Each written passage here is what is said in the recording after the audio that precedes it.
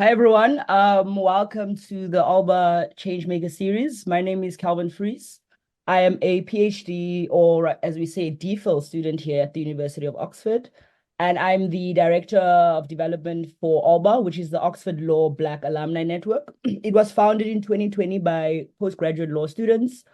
OLBA's mission essentially is to support and help relationships between Black students and alumni of Oxford with a view to establish kind of a global professional network. Today, we are honored to be joined by Professor Nelson Enonchong. He is a barrister and member of the Honourable Society of the Inner Temple in London. He's also a professor of law and the Deputy Dean of the Law School at the University of Birmingham. He's been awarded his LLM and PhD from the University of Cambridge and his LLB from the University of Yaoundé in Cameroon. His research interests are very wide. They include the law of contract, banking and financial services, international trade and finance, private international law, international commercial arbitration, comparative law. I'm running out of breath just giving his research interests. So we know there's quite a bit of knowledge there. He's also published widely. There are multiple editions of his very influential book, Duress, Undue Influence and Unconscionable Dealing. He's also published other works like Illegal Transactions and written many articles and notes that are too much to mention here. His experience is wide. He's had Professor Nelson's research has achieved lasting transformative impact in the United Kingdom through various ways. He's influenced the development of law. He's been cited in different apex courts such as Singapore, Nigeria, England, Wales, Trinidad, worked with various law commissions and has advised various policymakers. I could go on, but I'm sure you're not all here to listen to me. So I will give it over to Professor Nelson. Thank you for joining us, Professor. You're welcome, and thank you for having me. Let's start straight off. Let's maybe get back to the roots, perhaps of your younger days. Can you tell us a little bit about your early life in Cameroon and what inspired you to pursue a career in law? Okay, I grew up in a small town in Cameroon called Mamfe, M-A-M-F-E, in Manu Division in the southwest region of Cameroon. I attended a local grammar school where I had my GCE O-levels, as it's known there. And then I went away to a different grammar school for sixth form. This one's called Cameroon College of Arts, Science and Technology. And it is in a small village, really, called Bambili, close to Bamenda, which is the capital city of the northwest region of Cameroon. And then from there, I went on to read law at the University of Yaoundé, the capital city of Cameroon, political capital of Cameroon. And at the time, that university was the only university in the country. And so all the students, university students from throughout the country were studying there. Cameroon is officially a bilingual country, with English and French being the two official languages. That's something that comes about as a result of history, colonial history. And so at the university, that was reflected in the way that we studied, because lecturers delivered their lectures in the language in which they themselves studied at university. So, it was a matter of luck to some extent, what language the lecturer was using in their lectures. It was a bit different for tutorials and seminars because they managed to ensure that those were delivered to the right group of students in the right language. So we managed to struggle through that language difficulties. French, for English-speaking Cameroonians, French was compulsory and English was compulsory for French-speaking Cameroonians. But nonetheless, many people got to university without a firm grasp of the second language. And so this combination of lecturers teaching in any language was to some extent a problem.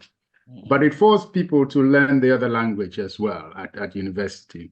And so contributed to forming people who were bilingual by the time they get into the labor market. So that was good in the end, but not so good when you're experiencing it at the time in university.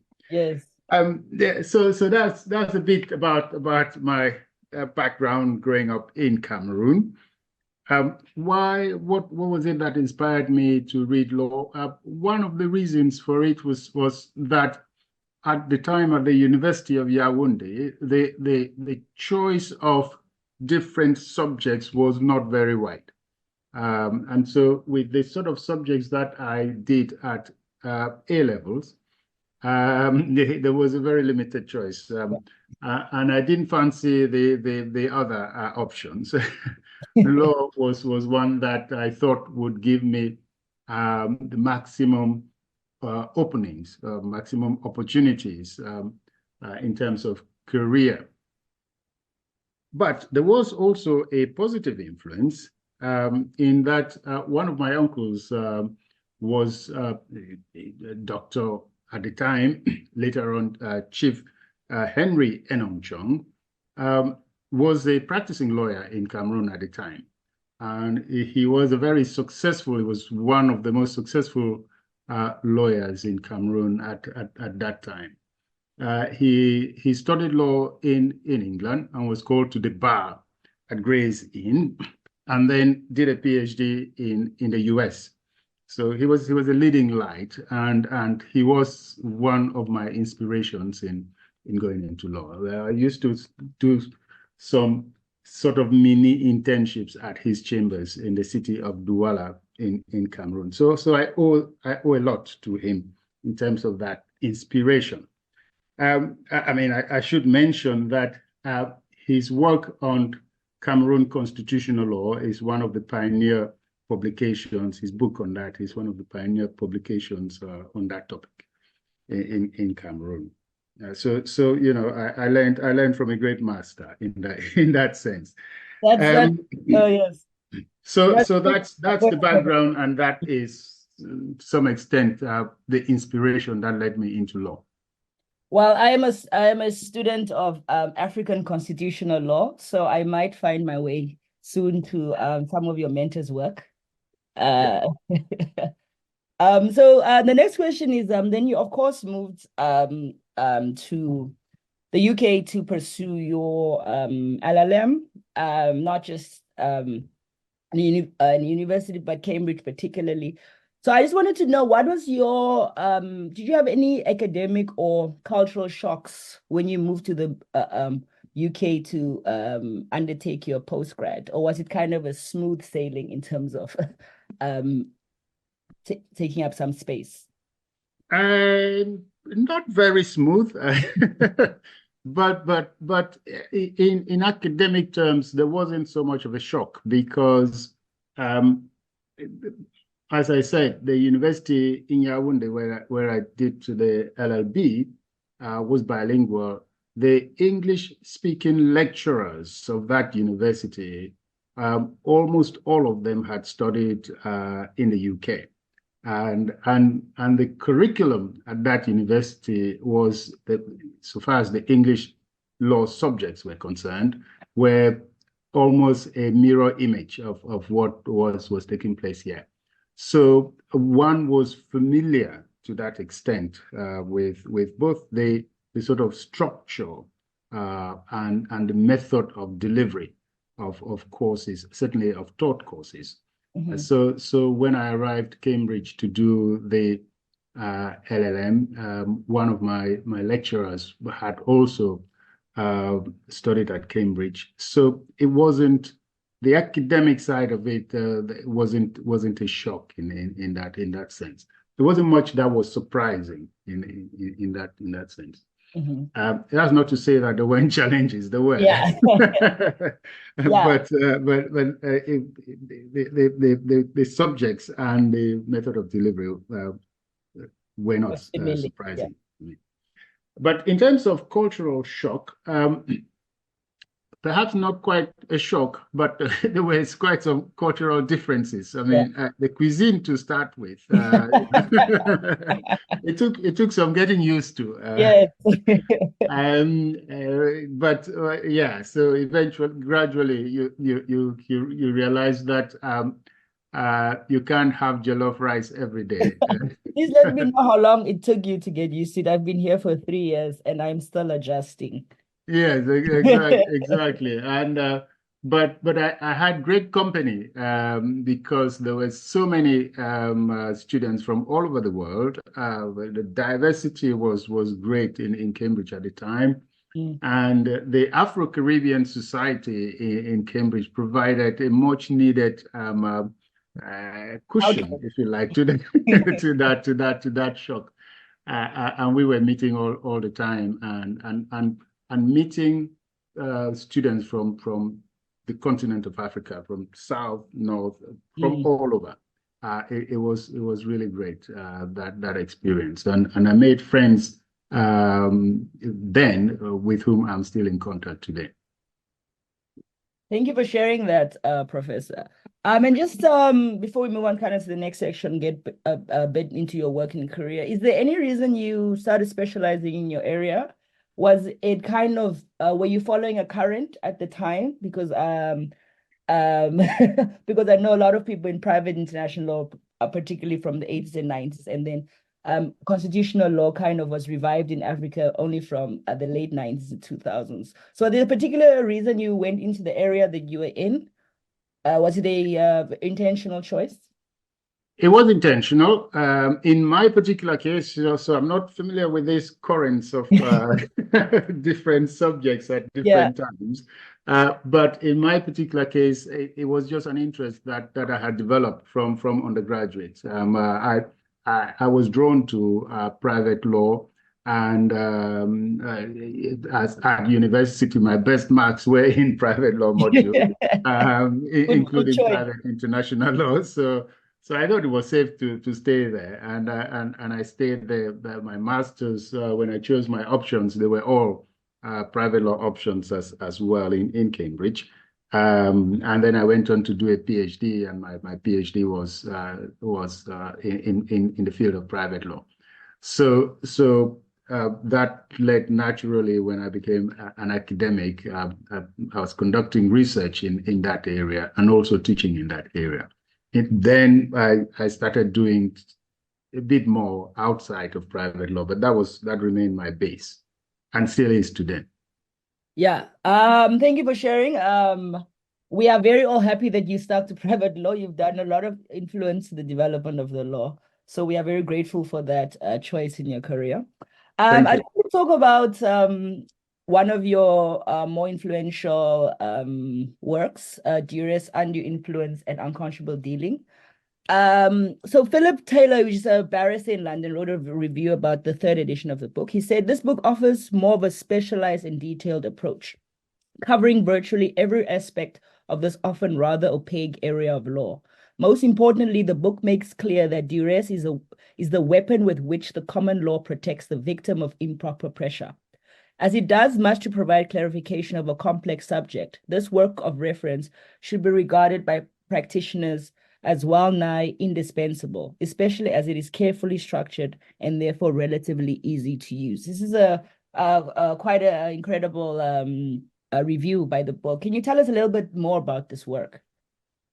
Yes, I should start by expressing my thanks to to the Queen's Counsel, Philip Taylor, for that really generous review of the book. I am grateful to him and his colleague. Since you sent me that, I've looked at that, and it's him and another colleague in his chambers who wrote that. So the book is a book that deals with 4 doctrines that the English courts use to protect weaker parties in transactions, and in particular in contracts. When a weaker party has entered into a contract with a stronger party, and sometimes the contract is to the disadvantage of the weaker party. There are some doctrines that the courts can use in certain cases to provide protection for the weaker party. The book deals with 4 of those doctrines. One of them is a common law doctrine. It was developed by the common law, the doctrine of duress. And the other 3, undue influence, unconscionable dealing, and abuse of confidence. Abuse of confidence is not in the title, but is one of the 4 doctrines that are examined in the book. So if I could just explain each of these briefly. Please go ahead. Duress is a doctrine developed by the common law courts, as I said earlier, and it deals with situations where a party has entered into a contract because of pressure applied on them by someone. And that pressure must be improper pressure, must be pressure that the law regards as unacceptable. Because in life, we do things often under some sort of pressure, and a contract cannot be cancelled each time that we act because of pressure. Yes. So when the pressure is unacceptable, then the courts can cancel the contract, can avoid the contract, can set it aside to protect the party who has entered into the contract as a result of that unacceptable pressure. There are legal tests that for when it is acceptable and when it is not acceptable. But that's what duress is for improper pressure that has been applied on someone. And so this was developed by the common law. So examples of pressure would be if someone put a gun on your head and say, sign this contract, and you sign the contract, then obviously that is pressure. But it need not be an extreme case of that kind. It includes threatening to do something to someone, threatening to damage somebody's property, threatening to damage someone's financial interest. So when the threat is a threat in relation to a person, it's known as duress of the person. When it's a threat in relation to property, it's known as duress of goods. And when it's a threat in relation to someone's economic or financial interest, it's known as economic duress. So the law of duress has developed from, initially it was limited to duress to the person, a threat to life or limb. But over time, it extended to include duress of goods, and then more recently to include duress in relation to economic interest, so economic duress. Now, initially, whilst duress was very limited, confined only to pressure relating to the person, a threat relating to the person, the courts of equity, so duress is developed by common law courts. The courts of equity developed the doctrine of undue influence. So historically, as you may know, there were two lines of courts in the UK, in England, the common law courts and the courts of equity. But today they've all been merged into one. But when in those days there were 2 separate courts, the courts of equity developed the doctrine of undue influence, which is the equivalent of the duress doctrine of the common law courts. But this was a more flexible doctrine with a wider scope. And so it was developed to provide protection in those cases where you could not get a remedy under the doctrine of duress because of its scope was very limited at that time. And so undue influence was used by the courts of equity to provide relief in those extended circumstances where you could not get duress at that common law. So undue influence therefore covers a wider area than just pressure. And up to today, there is an overlap between undue influence and duress of common law. When you're dealing with direct pressure, for example, overt acts of unlawful violence, for example, that you could bring a claim under undue influence or duress in that case. So there is overlap there. But even in the absence of pressure, you can bring a claim for undue influence, but you can't bring a claim for duress. So that gives it a wider scope. So undue influence is a doctrine of equity. Equity also has another doctrine, unconscionable dealing doctrine, which is used to protect weaker or vulnerable parties who have entered into a transaction. In the case of unconscionable dealing, also known as unconscionable bargains or unconscionable transactions, or simply unconscionability, there are different terminology for it. It is also a long-established equitable doctrine to protect the weaker party. But in this case, it is to protect the weaker party who is entering into a contract in circumstances where they are under a special disability or special disadvantage. And the other party to the contract has exploited that special disadvantage. And as a consequence, the contract in question is one that is significantly, extremely one-sided in favor, in favor of the stronger party. And so the law would intervene and say that this contract can be cancelled, can be set aside because of the abuse that the stronger party has made of the circumstances of the weaker party.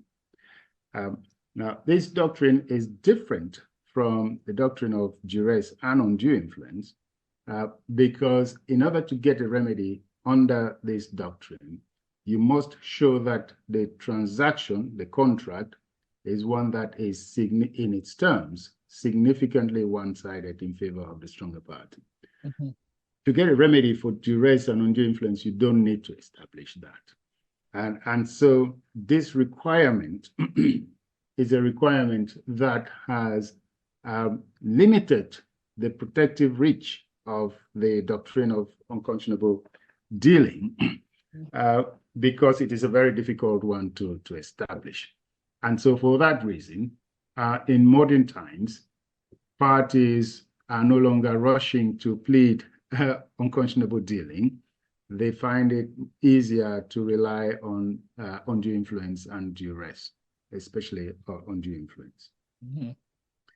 Then the fourth doctrine that the book deals with is the doctrine of abuse of confidence, which, like the other three, also seeks to protect a weaker party, but in a particular context.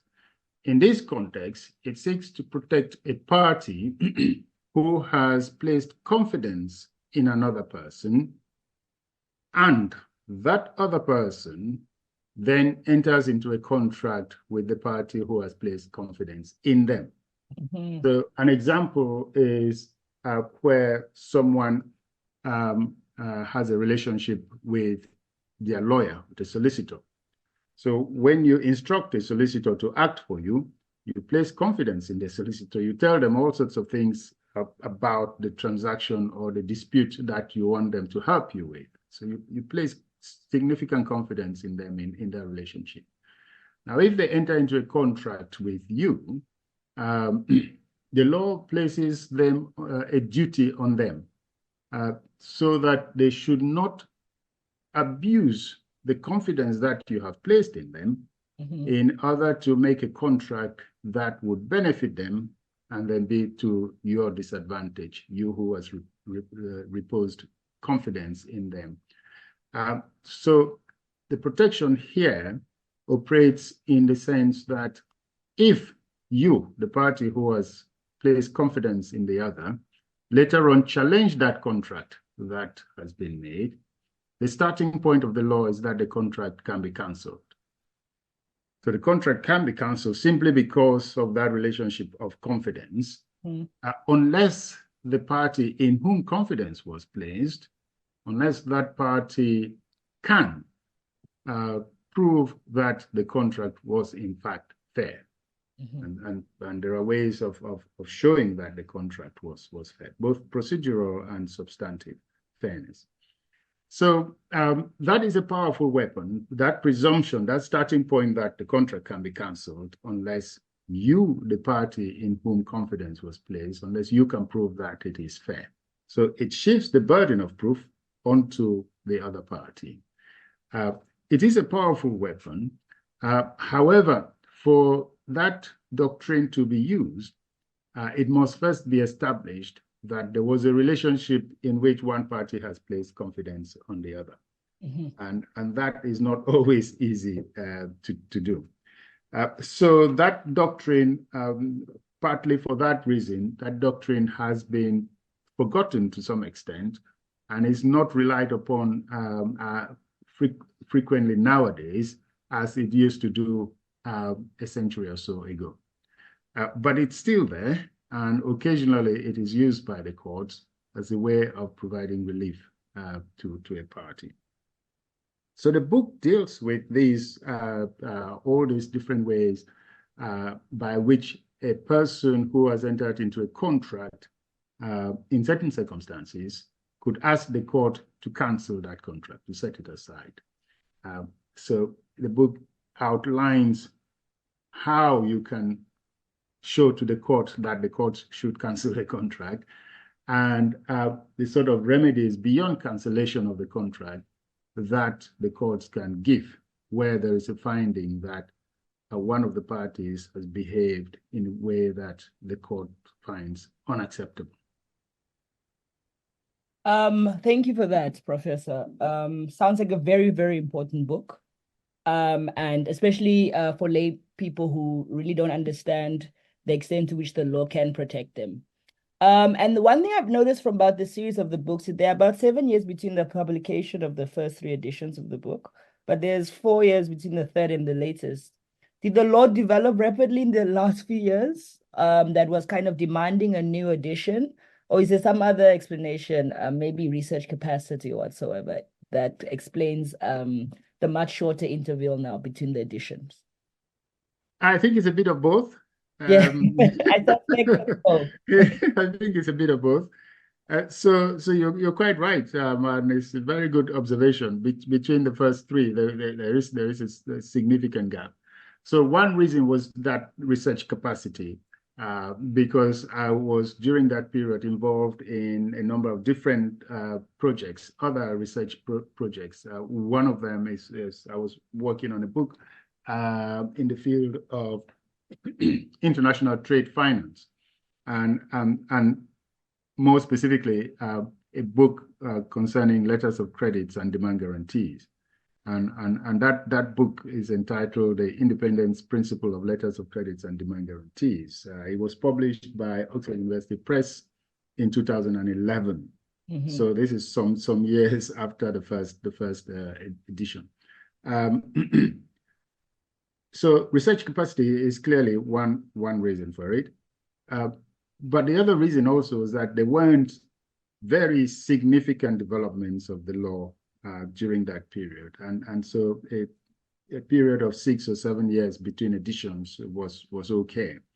There were some incremental developments, but not very considerable developments.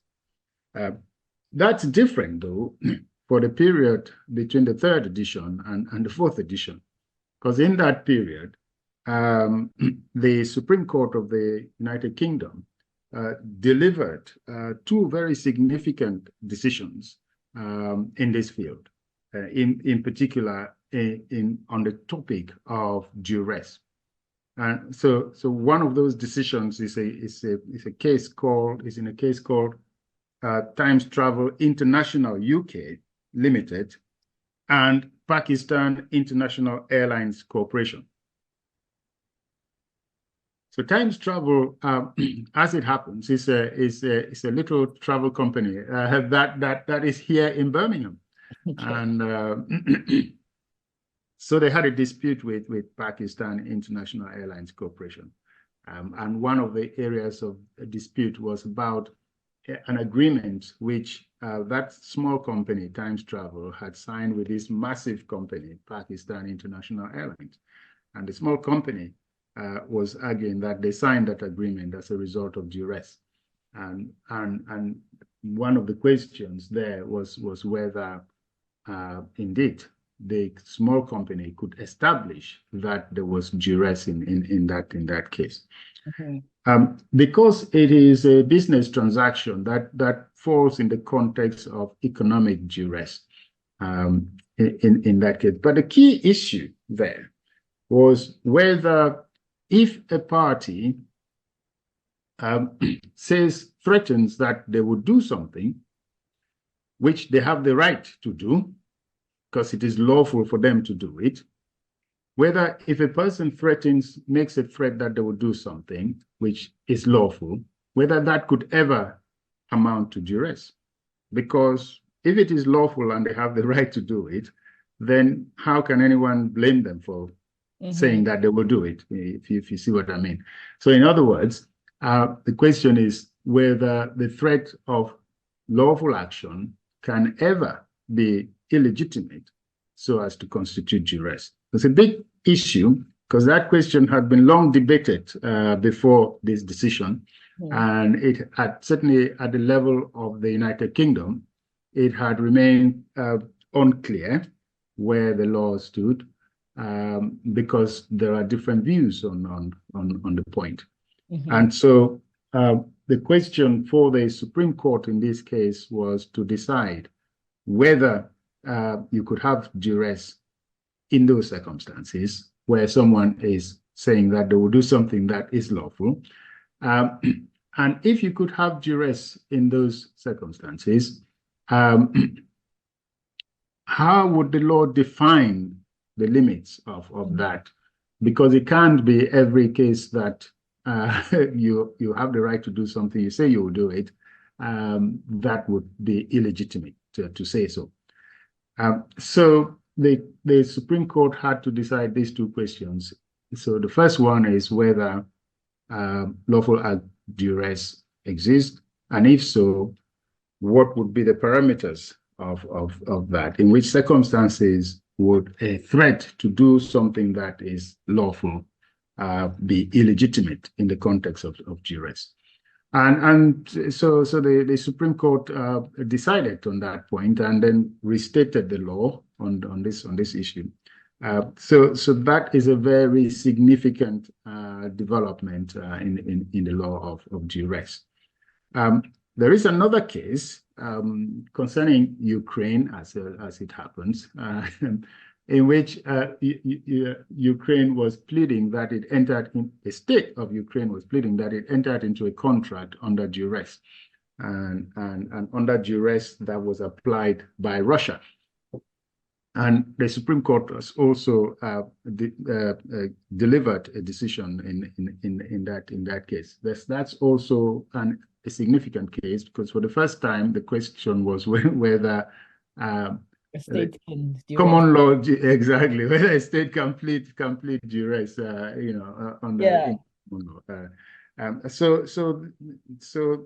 those are two significant developments in the law between the third and the fourth edition. These are very interesting. I might do a second PhD in in this topic. If you are looking for a supervisor. Thank you, Professor. I also just wanted to ask, at least me personally, as an African scholar, there's kind of this cloud of unspoken pressure to contribute to the development of the law of our countries of origin. Is this something that you can relate to? And if it's so, how do you kind of navigate it?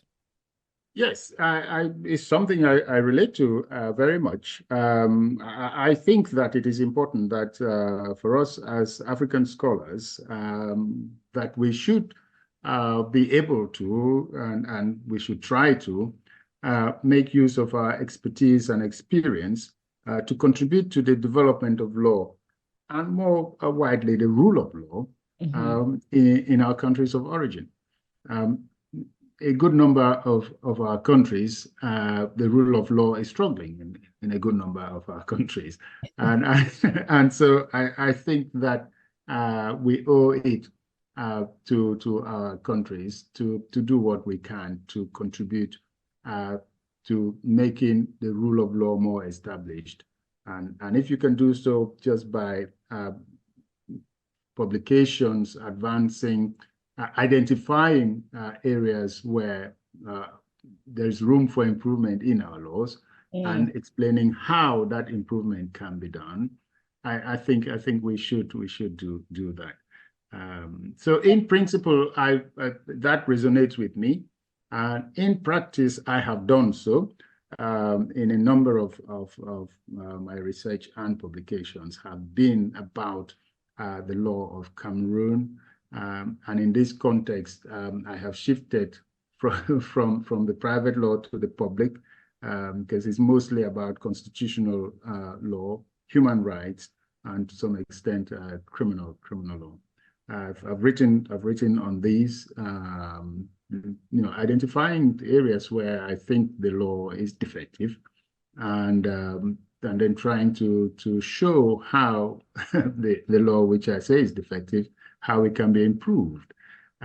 So that's one way of doing it. Another way would be to participate and contribute, if requested, in the revising of laws, in the drafting of laws. And I have done so as well, especially where the process is underpinned by a reputable international organization, such as the United Nations or the Commonwealth. And I have contributed in the drafting of legislation when it has been sponsored by an international organization of this kind. All right. Earlier you mentioned that when you go to university, one day you'll be taught in French, one day you'll be taught in English. Who knows how it goes? So the next question is kind of related to that, because your expertise seems primarily to be in the common law, but we know that in Cameroon, the civil law coexists with the common law. Me, myself, one of my case studies for my thesis is Benin, and I don't speak French. So it's been very interesting trying to understand civil law. And I've made so many discoveries just from something as small as how the scholars write in their school of thought amongst the Francophone versus the Anglophone, to as far as kind of how the judgments are very short. This chapter took me not as long as I did because the judgments were 8 to 10 pages, whereas if I go to Kenya, about 1,000 pages with each judge. So there's so much differences between civil and common law. And I was wondering, has that influenced your work in any way? Or do you try and bridge perhaps the knowledge gap between Francophone and Anglophone? Because I know, for example, Charles Fombart, leading professor in constitutional law, I believe he's also Cameroonian, if I'm not mistaken, has really been instrumental in filling the gap between Anglophone. So is there anything you'd like to add to that? Yes, well, you are right that that duality of legal heritage means that we got exposed to the common law and the civil law at university at an early stage. In the first year, you do the foundation subjects of both, and we got, and not only that, you also then learn that the legal methods are different, and so yes, I have been influenced by that, and I think the way I write, the way I structure my work. Some of that is the influence of the civil law approach to structure. So it's difficult for me to really identify to what extent, but I think there is some influence there. I also enjoy comparative law, and a lot of my research is comparative, and one civil law jurisdiction that I find easier to look into is the French one, because I can read French. So a lot of my work I try to bring in some comparative perspective, because I think it's enriching, and so I have been influenced by that. And in addition to that, I actually read comparative law at Cambridge. And since then, I have been also researching and writing in the field of comparative law. My comparative law extends beyond comparing different common law jurisdictions, which I do, to comparing common law and civil law jurisdictions. As I said, when I'm doing that, the main jurisdiction that I feel comfortable looking into is the French one. So yes, the answer is yes. That has influenced my work. I think significantly. Right, Professor, just to round off this section about kind of your career and your work, could you tell us a little bit what you'd like your legacy of your work to be? Difficult to say, but if my legacy would be that made a small contribution on which others could build to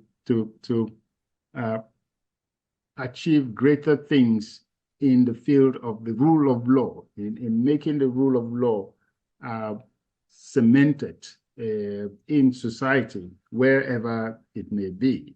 Not just in the UK, but everywhere, especially in Africa, where I think there is some gap. There is quite some gap there.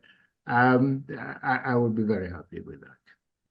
So let's finally get to the last part of this interview, which is really, we'd like to leave some of our Black scholars that are either at Oxford, other universities, or inspiring scholars kind of lessons from your experience. So my first question is, what are some of the early struggles that you faced as a Black scholar in the UK? I have faced some struggles. Certainly faced some struggles. What is difficult, though, is in determining whether some of those struggles were as a result of being a Black scholar. Mm-hmm. Certainly face struggles as a scholar. It's difficult to tell whether that any particular one was because of being Black. Mm-hmm. If it is a matter of racism, as you know, racism doesn't come with a badge or an insignia, announcing itself. It is often more subtle than that, and it is often under the surface. Sometimes it's concealed within processes and criteria and so forth. So some challenges that one faces, it's difficult to nail it and say that, oh, I'm facing this challenge as a result of because I'm a Black scholar. But certainly did face some challenges. Yeah, we had interviewed Barrister Courtney Griffiths 2 years ago, and he had mentioned that race is still a very big major factor in entering the profession of law. He says particularly in certain areas, such as those with like much higher pay, as well as the fact that most judges of the High Court are white males. Yes. So it seems to me his opinion was that that it's particularly invasive when you try to climb the ladder and not necessarily entering the profession itself or becoming kind of an intermediate lawyer. But it seems to me like once you try to topple a certain threshold, that is really where these issues start to surface. So just another question is then, perhaps it has much compared to kind of the students that you mentor today and their experiences or how you see No, things. if I could just comment on that on the comment Oh, of Coach please Griffiths, go ahead. in the context of the legal profession, but Yeah, also at the universities. yeah. So it is the case that I think that you were right in saying that at the entry level things are changing. Things have changed. I mean, when I started in 1990 as an academic, Yeah. there were very few Black academics when I started. There weren't people that I could look to as role models when I started. But things have changed, and there are more Black scholars at different universities. In my own university here, in my school, when I came here, there weren't many. In fact, I think that I was the only one when I came here. But in my previous institutions, there were two of us. But now it's different, and there are many Black scholars in different universities. When I was appointed a professor in 2001, there were very few professors of law in the UK. Very few. I think there would have been just one or two other at that time. But now it's very different. Things have changed a lot. However, as you say, in the senior management level in UK universities today, you would be hard pressed to find Black academics at that senior level. So that remains an issue. The higher up you go, it is still lack of diversity is still a significant problem. But not only lack of diversity, there is a pay inequality that year in, year out, the statistics show a significant pay inequality based on ethnicity. Universities do need to do more to ensure that pay inequality, that pay gap is breached. Now, in that pay gap, our female colleagues are getting it, they suffer the most from that because you have the ethnicity pay gap, then you have the gender pay gap, and the female Black academics are really getting the brunt of this lack of equality in this respect. And I thought that I need to mention that as an issue that is a live and burning one that UK universities do need to get a handle on. Just to add to that fact that I just read, quickly looked up now, apparently from 2021, 2022, there were only 5 Black permanent professors in Oxford from the 1,060 professors here. Well, there you go. So the question essentially was how much has changed and how much has not. So I guess we shall let the statistics speak for themselves. Yeah. My next question is really related to your position as the deputy dean. Because we know that the deputy is often responsible for promotion, equality, diversity, and inclusion. So I just wanted to ask, firstly, what are the kind of support structures that have aided you in elevating your career as a Black scholar? And also, what are the kind of on the opportunities that exist at the law school at Birmingham? So maybe we could use these two experiences to then see how things have changed. Your experience versus kind of the structures that exist now under your leadership. My experience is that having processes and structures that can operate in a fair way is a key part to this. Without those, then you make room for prejudice to come in, and so those biases would be there. And when you have a panel, a board committee that is not diverse and they are acting on biases that they have, those biases would favor those who look like them and would not favor those who do not. That's how bias works, those who do not look like them. So I can say that when I have moved ahead, it's because the processes that were there were such that they supported the diversity and limited the scope for bias to be the determinant factor. So what we have done here in my school, because I can only influence things at school level, is to put in place processes that open things up for a lot of people.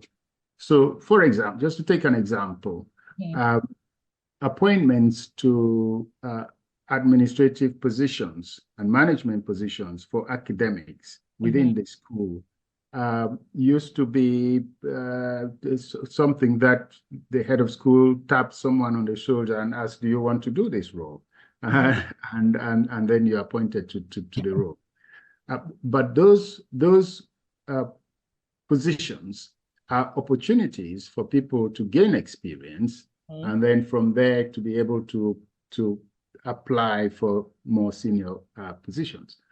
And so what we have done here is to say that for certain very significant management positions within the school, appointment is by application.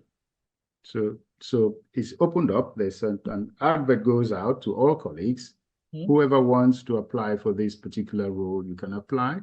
Then there is a process leading to interviews, and then the best person is appointed. That way, everyone gets the opportunity to apply. And I can tell you that has opened things up in a significant way. And the people who in the past perhaps would not have been noticed, because if it's one person just tapping people on the shoulder, you are making the decision on the basis of bias, again, of your own perception of people's abilities and perhaps their expertise. Whereas if there is a clear process, you follow the process, not one person, but a committee, a panel of people sit to interview applicants and make a decision. And I think that has transformed things here and opened things up for us. Just to take that one example.